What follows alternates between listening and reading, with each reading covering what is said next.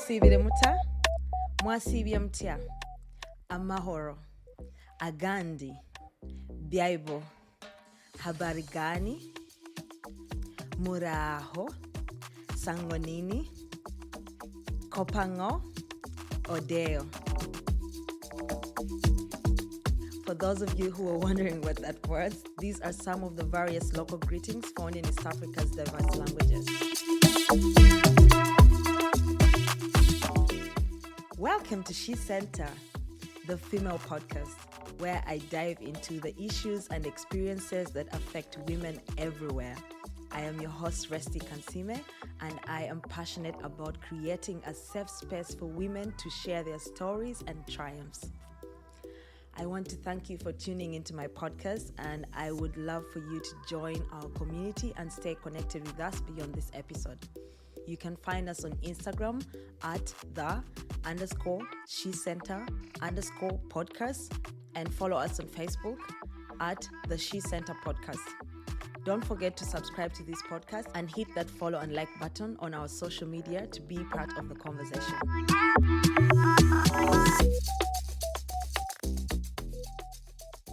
Ladies and gentlemen, my name is Kansime. If you know what that means that I am a very grateful person. I am very grateful for every person who has taken out the time to listen to this podcast, to share it with different people. Thank you for the feedback. Thank you for the love and support. And I am really, truly glad that you have allowed the different women that I'm bringing into this space to share their stories and to inspire many of you. I had a very lovely time this past week speaking to another woman who is coming from the political space. Have you ever wondered how people make it into government? I know I have. Well, we'll find out today. Growing up, I honestly thought that I would find myself in politics. I loved politics. My grandfather was a local council leader. My grandmother was a female leader in the community. I had several relatives who were doing different things in government and in the political space. And I really felt like I admired them. I liked the decision-making part of it. And I also excelled in the subjects of political science and history. And yeah, it was when I got into my secondary, I would say into the university, when I was doing my social sciences. I majored in international relations, and that's when my dream moved to wanting to work in the international space and do something in the non-government space.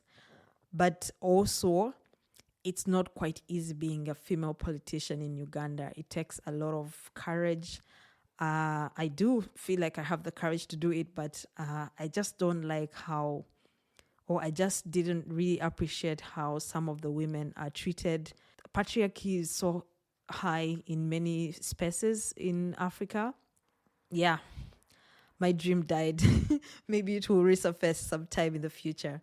But why am I mentioning this? It's because today I have a special guest who is none other than Honorable Margaret Muhanga Mugisa, who is not only a member of parliament, but she is also a minister.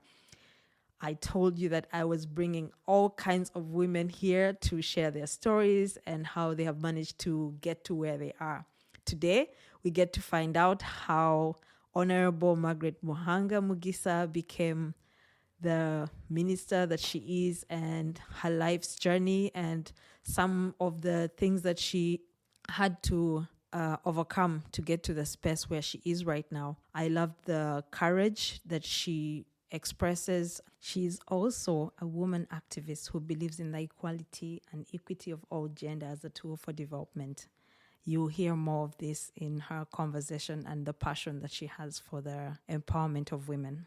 I loved our conversation together. It was truly an inspiration. Right now, Honorable Margaret Muhanga Mugisa is the Minister of State of Health in charge of primary health care. She's also a member of parliament for Fort Portal North Division in Fort Portal, Tourism City. And previously, she worked in journalism for Uganda's leading daily newspaper, The New Vision, and she also worked in the Office of the President as Head of Media and Public Relations. Without further ado, help me welcome Honorable Margaret Muhanga Mugisa. Hello, Honorable Margaret Muhanga. How are you doing? How was your day, Honorable? My day was good. Today was independence in Uganda, so there was a Yeah, lot of happy excitement. Independence Day to us. Thank you. Yeah.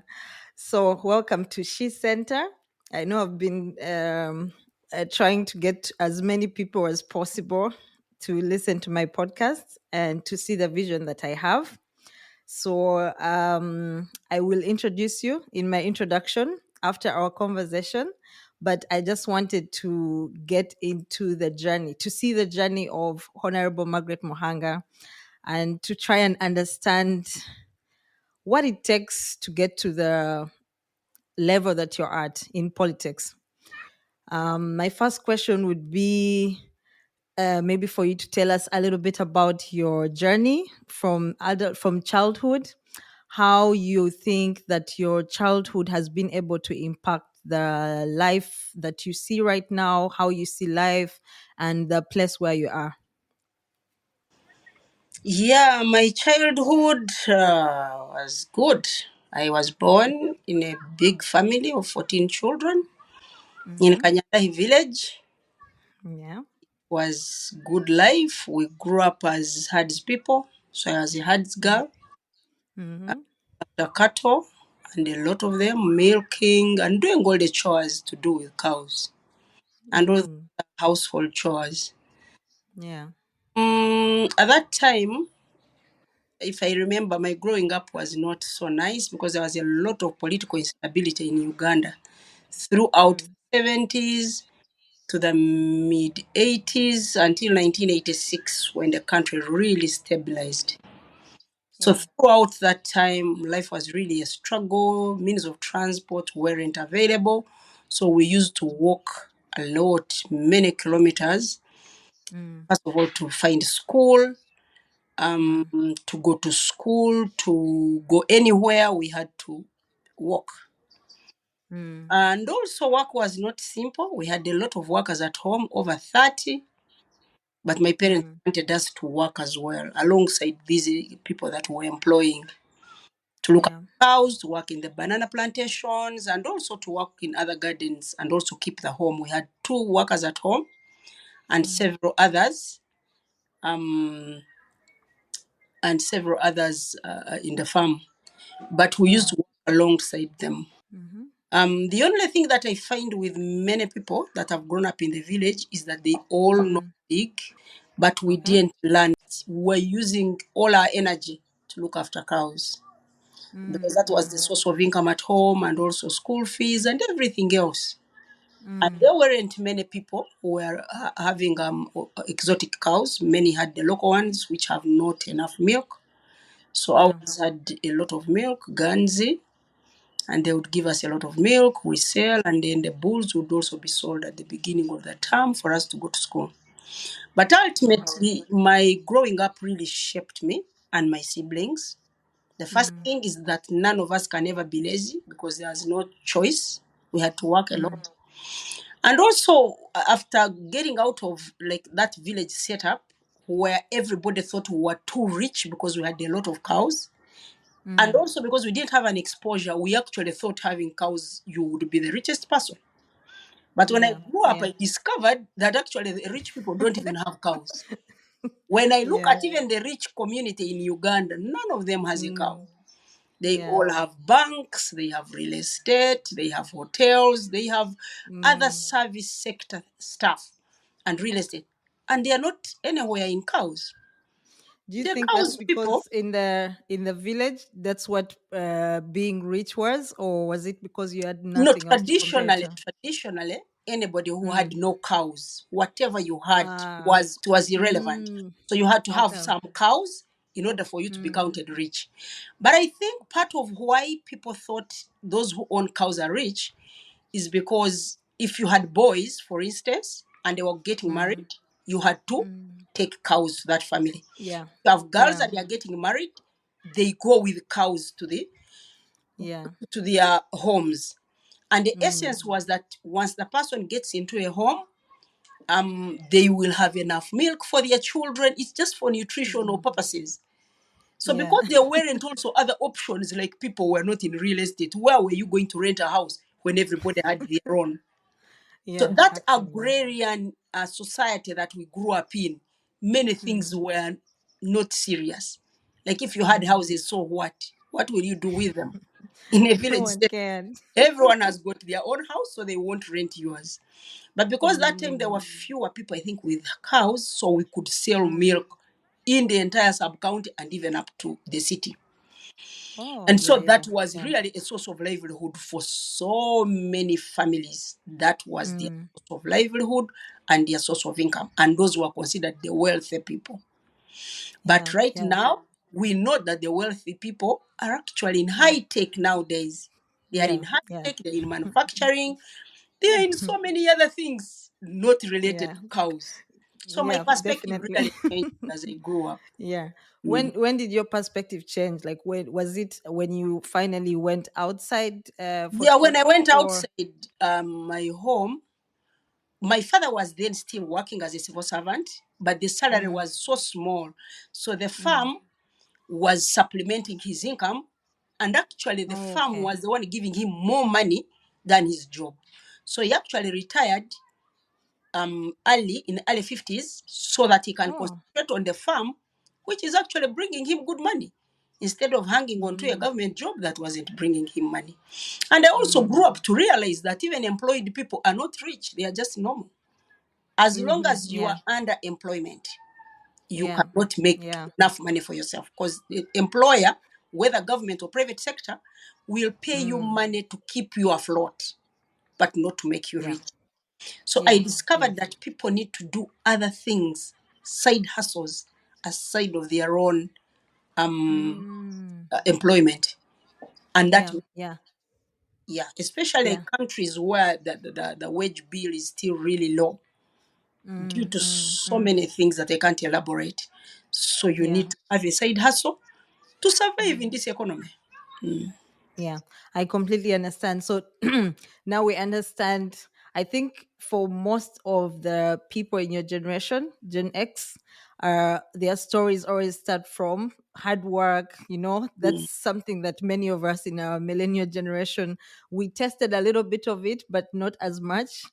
And the mm, kids right now, I think, cannot really relate to it because now there's smartphones. It's really hard to tell a mm, child to go to mm, dig. But what I would like to know is like from that transition, I can see that the foundation your parents built was okay. We have enough to sustain us, but how did that? I understand from there. There's a lot of hard work. There's a lot of togetherness because most of this housework requires someone to work, people to work together as a family, mm, and mm. um now I'm trying to understand how did you move from there, how did this later on impact your life in studies, your choice of decision in terms of what to study and how to get into politics, or did it just happen abruptly? Was it something that you, when you started school, you were like, okay, my hard work, this is what I want to be? I guess what I'm trying to ask is, have you always imagined like you want to be a politician, or did life just send you there? First of all, when we were growing up, there wasn't that career guidance that people can find online and anywhere else. There was no career guidance. All we knew is that you had to be a lawyer, a teacher, a nurse, a doctor, those common professions that we know. But as I grew up and saw the world and saw how things were unfolding, especially when government stabilized, I thought I should actually be a lawyer. But when I didn't make it to law, I went for my second choice, which was journalism. I really liked to write and read. I used to read a lot of books outside, first of all, the spectrum of education. And remember, our language of instruction here is English, so I would read a lot of books in English. I tried also to do French and read books in French, but I needed to practice it in order Yeah. to do better, to conceptualize it better. But I didn't have Mm. anybody to speak it with, and so I didn't go far with it. But because I used to read a lot and write a lot, so even in the school magazines, I would always contribute an article or something. I used to like taking photos. Even when there were no cameras, I first got a camera when I was in secondary school. I asked my brother who was living in Kenya to give me a camera. I think he was wondering what am I going to do with a camera. I'm a child and there weren't many people actually to photograph. But the point I'm trying to drive home is that everything led to another. As you grow up, the country is also changing and stabilizing. And so I thought if I do journalism, it would give me a chance to speak to so many people, interview presidents, UN Secretary General, all the big faces in the world. I would access them Yeah. through journalism. Yeah. But through being a Yeah. lawyer, I may not see anybody. I may just Yeah. find chicken thieves to help Friends. in court. Yes. But Yes, I prior understand. to this, I also went to the military. I stayed some time, did military training.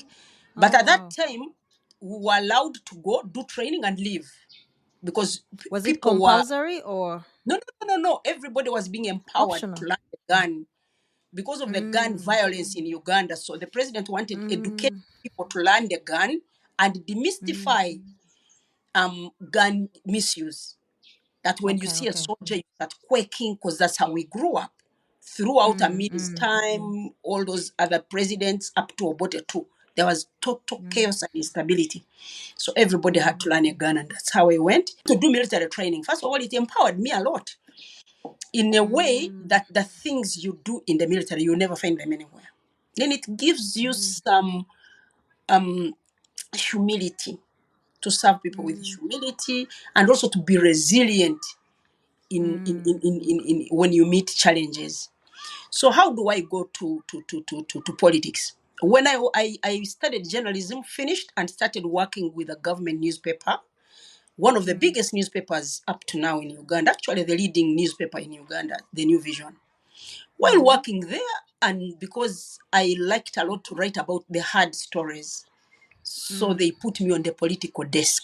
I first wrote as a crime buster, and then I moved to the political desk, and that took me to parliament, the parliament of Uganda then, because now there was democracy, there was a parliament. Unlike the times when I was growing up, there was no parliament, there was nothing. So I get into and meet a lot of people, interview them, go to the president when he has hosted other presidents from different nations, and I would interview them. And I said, I think I need to join politics. I think I can do this job. So I kept Okay, seeing that's interesting. politicians, confused ones, serious ones. I said, I can take this on. People Interesting, said I was yeah. young and inexperienced, and they never voted for me. But I lost by the skin of the teeth. I nearly got it. But the next time, when I went to try, I really hit it very well. And the competition was low. So from then on, here I am. I don't It's regret it. I think it makes a lot of sense. Like when you're in journalism, I did an internship at UBC in journalism. I could see the access as journalists. There's a lot of access when you're a journalist because every time there was like a presidential meeting or anything big happening, they would always reserve the press some seats and to bring you into a room where they're discussing really serious things. I remember I attended one time the president at Serena was having Mhm. something and I was able to attend. If I was really serious about the career as a journalist, I was just doing it as an internship. But if I was really serious about it, I can imagine how that can easily push me into something. And mostly if I'm covering most of these stories, I would be like, I want to have a seat on this table. Was it something that you felt like, I'm looking at these people, I have analyzed them because as a journalist, I imagine you're looking at Mm, people, some of them are saying no sense, as you said, others are speaking sense, and you're like, I want to contribute to this. And mm. also want, maybe if I could ask, were there so many women in this political space? Could it be that you also felt like you wanted to fill in that gap, or was it just passion for politics that led you inside there from your journalist career? Yeah, from my journalism career and the people I was meeting all the time, meeting them and interviewing them, seeing how they debate, sitting with them in rooms where the committees sit, and I listened to how business was being conducted. We used to read all those parliamentary procedures and books Mm. Horizontally, we read the entire report from like the Mm. IGG, those that report to the parliament, the public accounts reports from the accountant general. So all those gave us a lot of insight that really Mm. we can do this. I wasn't actually Mm. the only one. There are about 4 or 5 or 6 actually people that I knew left journalism and came to parliament. Join politics. Yeah. They could Yeah. be actually 10. I'm talking about 5. You know, Semu Junganda, you know, Betty Nambos, they are Mm. still MPs. Mm. Onapito Komolo, he Yeah. was an MP, but he was also a journalist like me.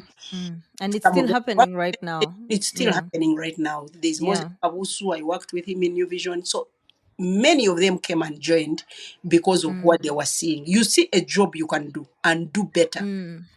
Because Mm. one of the Mm. things I've realized nowadays is that journalism has also come down because of too many now newspapers, radios, stations, and so many media networks online. Mm. So at Mm. that time, there were very few radio stations, there were very few newspapers, there was nothing online. Mm. So the competition was lower.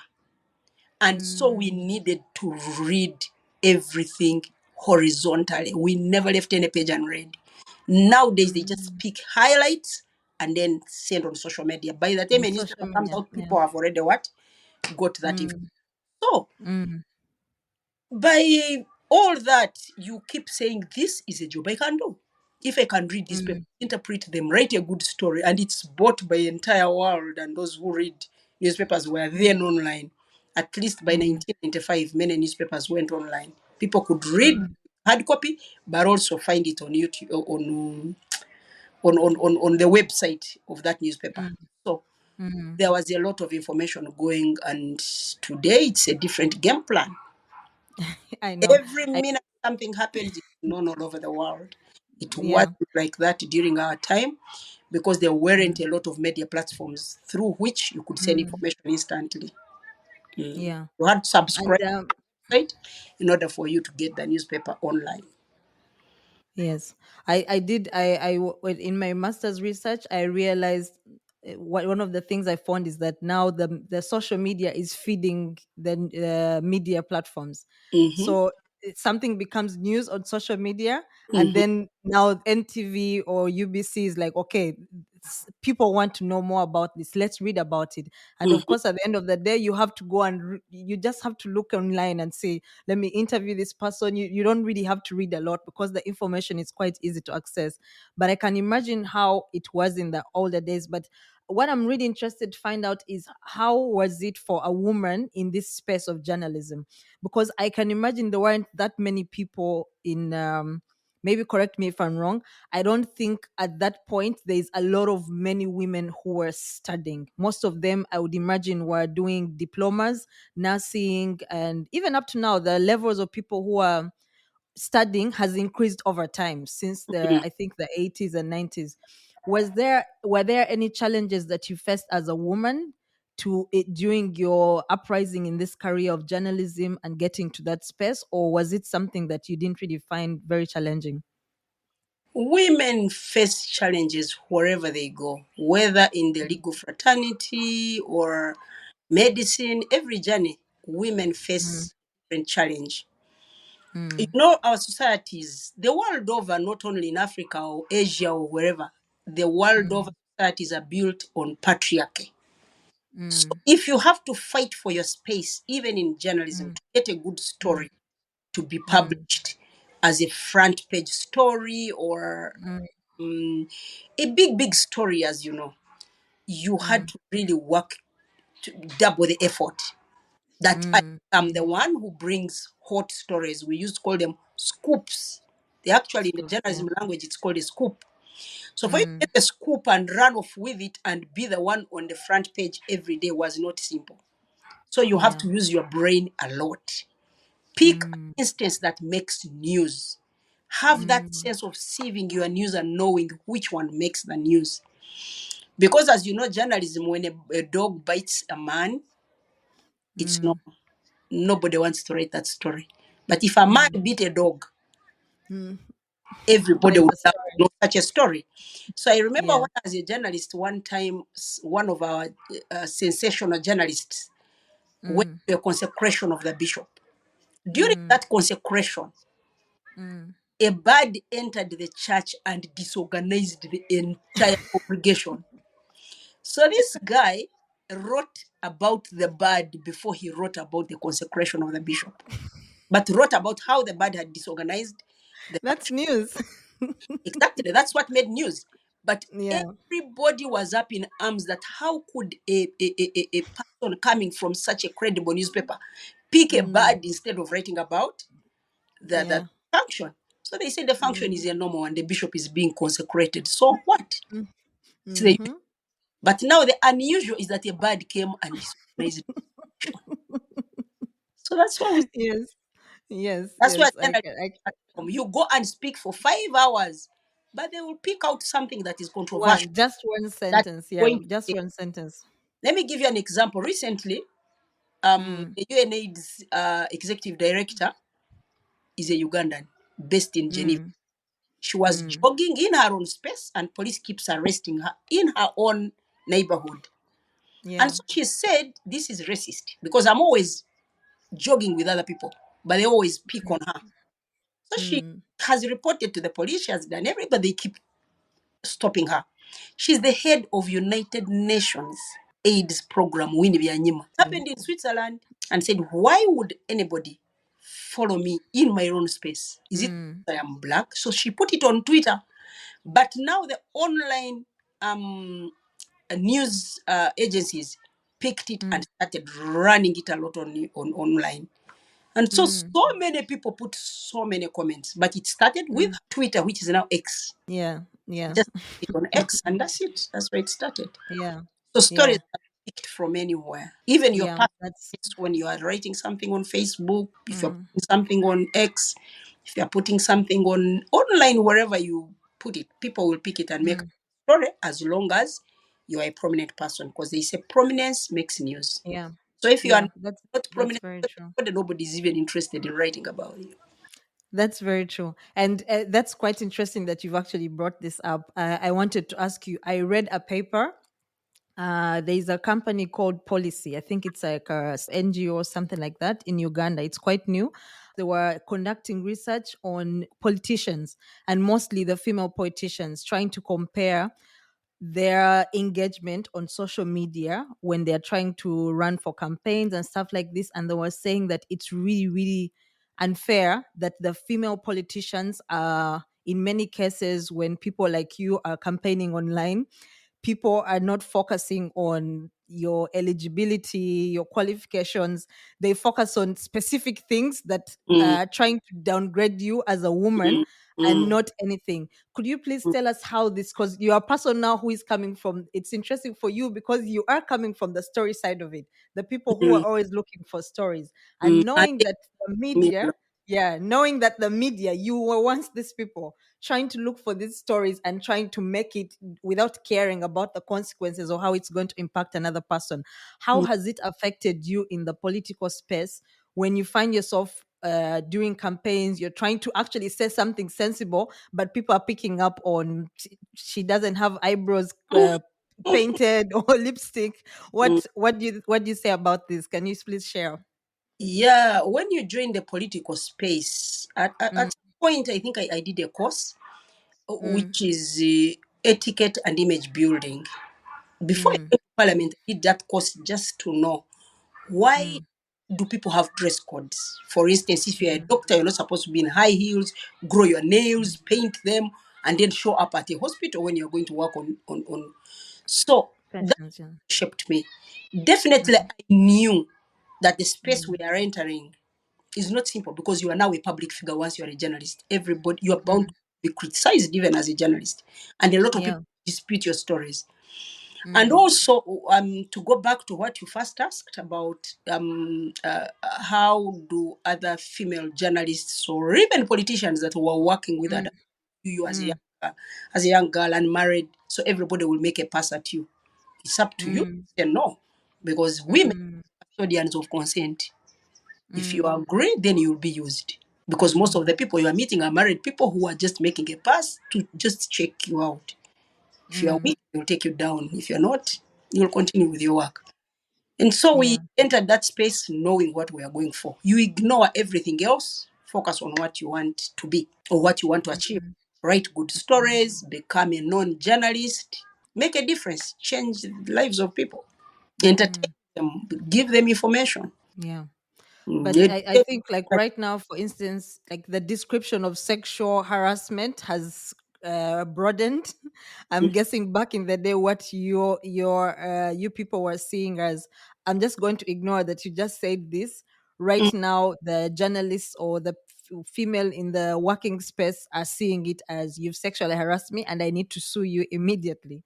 So mm. do you see this as a good thing, that right now women are more able to come out and say, for instance, you have not given me this story. I've heard so many of these kinds of stories from people who have been journalists, and they're saying the stories are being given to maybe men or given to people who have a specific character about them, and all those things that are mostly because of the fact that you are a woman. Are these some of the things that you have noticed in the journalist space, You have to or is it still the same? so many people and so many things. You have to Mm, stand up to your own bosses because most mm, likely some of them will be that kind of character that comes to mm, you and thinks they can take you down that easily, but you just mm, you're not that type. But if you show mm, them that it's so easy for you to mm. vote, they will also do whatever they want with you. But Okay. the bottom line is that your determination to shape your future Mm, is the most important. mm, I know a lot yeah. of people become careless and do anything, but that's a Mm, decision. If you know mm, where you're going, you will not allow mm, yourself to be brought down. If that mm, were the case, we wouldn't even be in these political spaces. Remember, when I first went to parliament, I went to mm, compete on the women's seat. So where mm, you're only competing with women, there's no man in it. So you compete with them. yeah. But I discovered later that it is even actually easier to go to a constituency which are male dominated, penetrate it and defeat it. Mm, So men were easier for mm. it than defeating How? women. Women's seat Please was very, explain why. and Why is that so?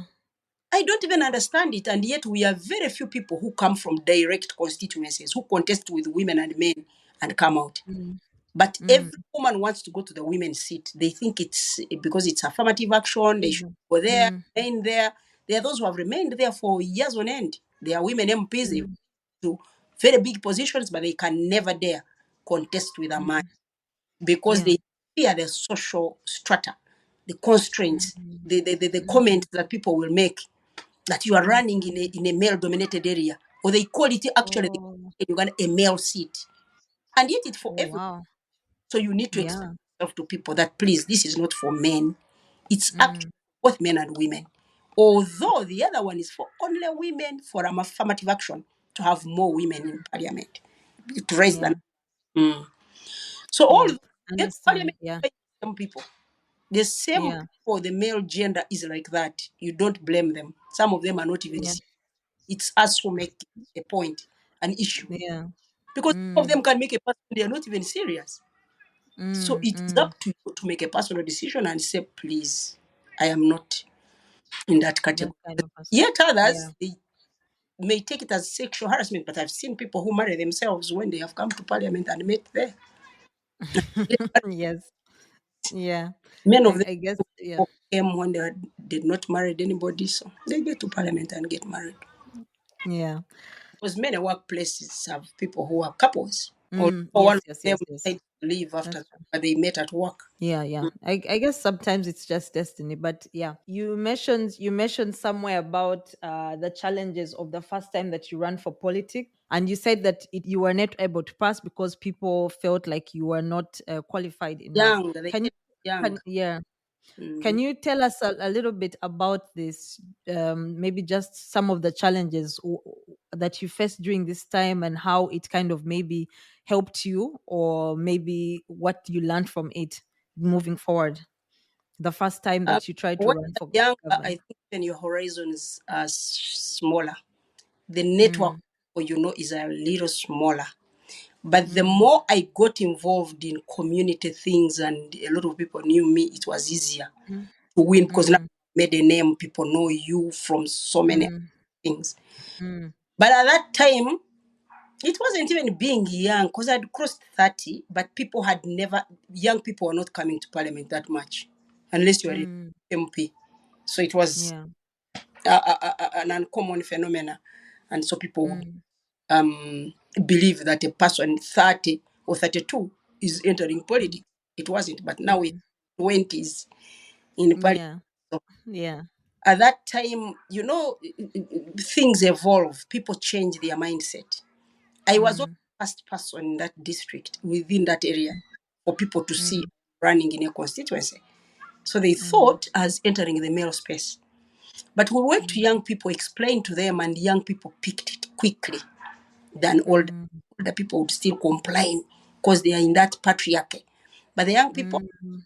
supported me, the women Yeah. supported me, and that's how I made it through a constituency twice now.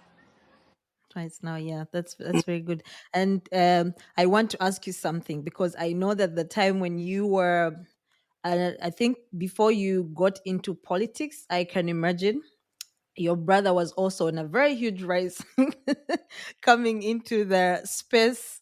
How challenging is it? I can imagine you're writing stories, you're into politics, and here is someone who you're related to, and they are on the opposite side of what you stand for, what you believe in.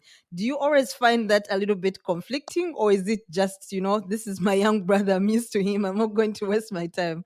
How is it? How Oh, is this for that you? time when he was a critique of government, Mm, but it's okay. I have many people that I'm related to, many people I know that don't subscribe to that my. it does. But Mm. when we meet, we talk about other things. When you meet as family, you talk politics, you talk about. Ah, okay. But Because with I know some time, people of take it course, personal. they may convince them. Like Mm, he no longer writes anything bad about the government. Stopped. And now he writes good things about the government because there can't be a system that is totally bad. It's not there. Every system has mm, got good things, and that's mm, the president gets elected every 5 years for 6 times mm, because people mm, know what he can do for them, and they know where he mm, brought this country from. So, mm, post criticism, however perfect you are, there is no mm. way you can be 100%. There will Yeah. always be failures, flaws, but you work on them eventually and make better. Mm, Mm. yeah. Okay. Can you tell us a little bit about your role right now? Member Because shifting from member of parliament, for, then minister. for Fort Yeah. Division, and I also Yeah. Minister of State for Health in charge of primary health care. Yeah. Mm-hmm. Yeah. What I'm interested in knowing is in with regards to women Mm. and your constituency and how you've been serving. I haven't been in Fort Portal for such a long time, but I was working there before I came to do my master's here. And we used to go deep into the villages to talk to children and to talk to the communities. And the patriarchy is still really, really high. Yeah. How have you targeted these kinds of issues in your constituency, or what kind of things have you seen that have improved over time with regards to women? Because with SheCentre, my plan is to not only be online but also to remember the people who I'm trying to reach, who are being able to access phones right now, but make them be able to understand the whole elite conversation of patriarchy needs to end. You need to believe, like we've just said right now, if I went and told someone your story, or I'm hoping that someone, say in Fort Portal, would listen to your story and say, "Oh, Margaret Muhanga started from here, and it is her determination and hard work that led her to the parliament or to the ministry." And for this person who is in primary two or P5 to say, okay, then that means I can also study and get to that level and not just see it as a blanket that only this kind of people go there. So, how are you able to convince these kinds of the youth in your constituency to make them see that the limitation is not the poverty Mm. or where they are at that moment, but there is a lot more that they can achieve and they can get to a space where they can even make change in the government? One of the things I tell young people, or even women, whenever I go to the Mm, constituency, is that your mm, destiny is in your hands. Mm. Mm. You either decide to ruin it, Mm. grow it, and rise to wherever you. Mm. Yeah. Nobody can stop you if you have your eyes, you have your nose, you have your legs, you have your arms, and you know there are people who are crippled, but they are doing something. People who Mm. are crippled Mm. in one way or the other, but they are doing something. Mm. So if God Yeah. has given you everything, then you must do everything in your powers to use what He has given you. For it Yeah. now, the game plan changed a lot in Uganda. Women up to the village level are emancipated. They have groups where they earn, where they get Mm. money and save. At least Mm. every village you go to has got one or three projects Mm. that people run in the villages. Either Oh, it's wow. or where they are savings and credit, Mm-hmm. or it's a joint business that they are doing, which Mm. wasn't the case when we were growing up. Everything. Yeah. Yeah.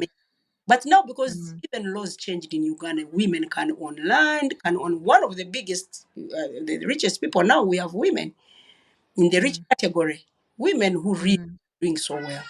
So at that Yeah. time, people believed patriarchy is real. In this entire world, Mm. patriarchy is everywhere. Mm. Body has a perception that the man is the head of the family. Who are women Mm. who not had men in their lives, they are called names, as you know, Mm. also Mm. names in the village Yeah. and even in towns. So it's, Mm. Yeah. a woman should be able to do things that a man can do. Of course, there Yeah. are natural limitations that a woman will get pregnant, give birth, and that time will be out of, Mm. she won't be available like a man will be Mm. all year through. Yeah. And, Yeah. and those ones, we tell them that limitation does not take 2 years. You get pregnant Mm. months, you can raise the baby, Yeah. and the next year you up and working, Yeah. doing everything else. So Yeah. That's true. fighting patriarchy is not simple. Mm. Because let me give you an example of the Bible. In the Bible, when God was Mm. man in Genesis, He said, Mm. "Thou shalt eat from your sweat, Mm. then cast a woman that thou shalt bear, shall carry pregnancy of 9 months and go through labor." That is Mm. us now to the cross for you to carry. Yeah. Now, there are Yeah. women who are actually suffering both curses, but a man can't suffer the other. So that's Yeah. the privilege that men have from birth, Oh. that they will never Mm. be pregnant, so they are Mm. available throughout Mm. lives. Yeah. Yeah. They can, some men don't even eat from their sweat, so they are not even suffering any curse. They are being looked after by women who are giving birth and Yes. also helping in the family, Provide. Yes. providing Yes. Yeah. family. Now imagine men have the balance is always on their side, Mm. Yeah. always on their Yeah. side, always on their side. Mm. So we Mm. have to work twice as hard. Are twice as harder to break this. But also nature itself, like I said, even if don't believe in God, but nature itself incapacitates Mm. a woman. The other day Yeah. we were talking Yeah. about the value of a woman, that even if a man dies today, I can still give birth to his child, right? Mm. When I'm Mm. in my womb. But Mm. if I die, I go with his child. So you can see Yeah. how important this woman is. Yeah. Life of Yeah. it. It is. Mhm. Yeah. Yes. So it should be Eh, matriarchy to actually rule the world, because definitely. society can continue without men, but it can never continue without women.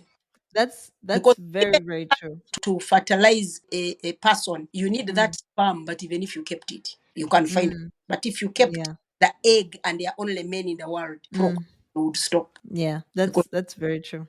mm, That's very true. mm. Could you tell us a bit? Because I know you're a mom, you're a wife, you are a sister and auntie. How has it been for you balancing? Because I know your last born is in her teen years, so I'm guessing you had her when you were already in politics. How has it been balancing your career and motherhood and family for you? How has it gone for you? Is it something that has been challenging, or something that you have found with hard work you can easily accomplish? Were there many challenges with this? I think in this world, you need to map up what you want. Mm. And when you have it, you know how to use it. Um, Mm. yes, I went to parliament when all my children were really young. Mm. My last one was only 5 months. But how Mm. could I manage? You set your goals and know where to go and where not to go. When you have young kids, Mm, you mm, don't take long trips away from them. So when it mm, be a long trip, I would excuse myself. mm, My children grew up and I could leave them with the housekeeper and their father, and then they can manage. Then you have mm, to have an understanding spouse. mm, Because some of the mm. things are really stressful to the extent that you Yeah, come home stressed, you do not even want to talk to anybody. But yeah. at the same time, you need somebody that you can confide in and tell them, this is how I feel. Today went like this, but I'm really tired. Please understand. Mm, Put my head down and first cool off that stress. mm, And also, from the perspective of politics, it's not like politics in the first world where mm, nobody even expects anything from you. They simply listen mm. your views about how you are going to make your area better, your constituency, Yeah. what you're going to do, because most of the countries that are advanced, they are not building bridges, they are not extending electricity, they are not going to Mm. It's build already roads. done. Everything is already. Yeah. I don't know Yeah. what they tell constituents because all we promise them is that we shall make schools better, we shall make what better, we shall make the roads better, yeah, we shall Mm. build a bridge. Somebody even said that MPs promise a bridge where there is no river. And when there is no river here, which bridge are you going to build for us? The MP get the river first and then build a bridge. Some of those things that people talk about us, which are really not true, but Mm, make fun because we have to promise something. I'm going to lobby for you to have electricity in this village because there's no power. So you go to mm, the people who manage electricity, you lobby, please, please come here for us about 20 poles. We shall have everybody covered, stuff like that. mm, So the culture of asking leaders for money. It's not mm, anywhere in the advanced countries. I meet a lot of MPs from the United Kingdom. I've been to their parliaments, to many countries. They do not know that a constituent can meet you and ask for his child's school fees. They even wonder, yeah. "Ah, you're not their Mm, parent. Why would you pay school yeah. fees? You are constituent." Mm, First of all, if all of them came, what would you do? mm-hmm. Do you tell them you don't have the money? But the Yeah. expectations are really high, especially for Yeah. things, Yeah. no still Yeah. Yeah. as opposed to institutional things. Because what I'm supposed Yes. to be doing is legislating, doing oversight work, um, representation, legislation, representation, oversight. These are the job description. But people take you Mm, to other private matters, barriers you've got to, yeah. or to contribute Yeah. to funeral expenses of even people you Mm, don't. So it sounds yeah. awkward to some societies, but here Mm, is our society. This is mm, society mm. this is the reality that we are living in. Some And if people, you don't do yes, this, all, then yeah, they election times is exactly that's the time you pay. They all run away from. yeah. I asked for my son's school fees. She never gave it to me. That one runs away from you, goes to your own job, yet you failed to Mm. do a social contribution. Social, yeah. Mm. I think to become a politician, mostly in the developing countries, you have to be a social person. But is But, I know that your constituency is far away from the city. Like I know you already have like a place back home. Do mm, you always have to like? Is it stressful for you the long distances for you to have to keep moving, to and from, it's or is it something that's not challenging? 3 hours drive is not a big deal. Mm, You can mm, okay. I do it twice a month. At least I go to the constituency every twice a month. Ah, okay, okay, yeah. Visit places. I also go to hospitals as a Minister of Health to check how they're working on PHC. Mm, I also write reports for my sector to make better mm. the health sector in the area that I represent. Mm. Oh, okay. Okay. So just before we conclude, I know you've spoken so much. I think it's quite inspiring to know that hard work doesn't just come later on. That's what I'm hearing from you. You have to be aggressive from the beginning, be hardworking. And one thing maybe I could ask you before I could let you go on this public holiday. Thank you so much for giving me the time is if you could speak to a woman out there. The whole aim of this podcast is to tell different stories through the eyes of different women. I have spoken to a young woman, I've spoken to a single mom, I've spoken to a teacher. And now that you're a politician, what advice would you give to women out there who are listening? What would you tell them with the challenges that you have seen, the different things that are happening, internet, social media? There could be a woman out there or a young girl who wants to be a journalist, and she's like, okay, if Margaret Muhanga made it honorable to politics, then maybe I could also not just limit myself to just writing the news, but also being a part of the news. What kind of advice would you give to such a woman out there who is just trying to make it every day, but is facing it harder than maybe you have? I think they need to remain focused. Mm, Women give up so quickly, I think, very fast. They give up, mm, give themselves into what they shouldn't, and mm, can do a lot on their own. The mm, perception is that I should look up to somebody, mm, my livelihood, and that's very bad. mm, Most women mm, to think of how they are going to be breadwinners in the family, not to just mm. sit and wait for everything to find them there. So for young girls, they also need to focus. You don't have to be a politician. The political space is smaller, but Yeah, yeah. you need to go to school when you have fees.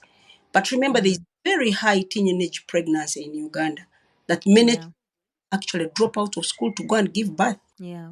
Not that they liked it, because they are really kids. You can even see Mm, that yeah. they are being manipulated to it, because you find a 30-year Mm, old is married to a 65-year-old. So that yeah. 60-year-old, what is he thinking about? This is your grandchild. For heaven's sake, Mm, why are you even marrying her? But mm, because of poverty and many other conditions, some mm. parents even give up their children to go and get married. They even tell them when they are 14, 13, please go and get Is married. this legal? It's illegal, totally illegal. But Are you they to cannot be put arrested? this home. Where will you find them? Oh, Find them. They are just in their homestead doing whatever they want to do. So you have nowhere to find them. The only time you get them is when the girl gives birth in the hospital. So you ask her, where is mm, the man? They won't even tell you, because they know you will oh, police and the man will be arrested. So they don't say, mm, and then the men don't show. yeah, So yeah. yeah. But if everybody got information, and I think many of them know, Mm, radio's coverage is 99%, so everybody has information yeah. that please do not defile a child. But even teachers Mm, who are even in school, they defile children. yeah. Yeah. The caretakers. Yeah. The villagers, the what, they all know the consequences, but they still Mm, do it. Human character is defiant. Whatever yeah. they stop is what they go for. Mm, What is yeah. acceptable, not even do it. Yeah. Mm. Yeah. Those are the challenges. Thank you. And that's how I always advise young girls.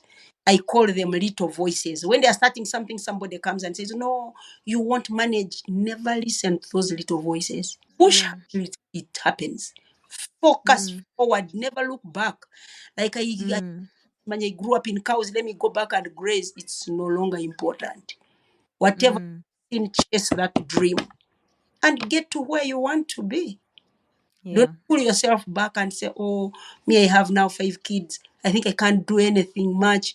Even after 5 kids, Mm, you restart your life as long as yeah. you're strong. And do Yeah. business and even fend for your family. Yeah. Yeah. Mm. That's true. That's very They true. need to get up, They, become economically empowered. Because now mm, that mm, here you can own land as a female, you can mm, own anything in this country, you can do anything you want as a woman, and nobody will stop. mm, So they yeah. need to take this chance, grab it, and move on and make lives better. That's And that's remember, very, when very true. working, the families are always better than where we Mm, are doing nothing, because you yeah. support the income in the home, and then you find things are moving a little softer and swift than Yeah. when Yeah. man is the only breadwinner. Yes, yes, that's very true. It's always when women are empowered, it really helps the economy. That's one thing I know. Yeah. Thank you so much, Honorable, and I really appreciate the your time that you've given me. And I hope that I do know that all your words of wisdom will be very inspiring to very many other people out there. Thank you. Well, if you made it this far, then I just want to thank you for listening in and for giving Honorable the space to share her journey with you. And hopefully, you were encouraged as much as I was. I really loved the courage, her approach towards life, how she manages to speak about her challenges with ease and show that she is always ready to fight through life and achieve everything that she wants to. I do believe that many of you will be inspired and truly encouraged to go after anything that you are wishing for or anything that you want to aim for. My listeners, I just want to thank you once again for listening in, for the love, the support. Please share this message, subscribe to the social media platforms, and I'll see you again next week, same time, same place.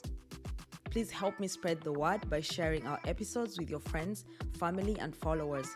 Let's amplify the voices of women, break barriers, challenge stereotypes, and create a network of support and empowerment.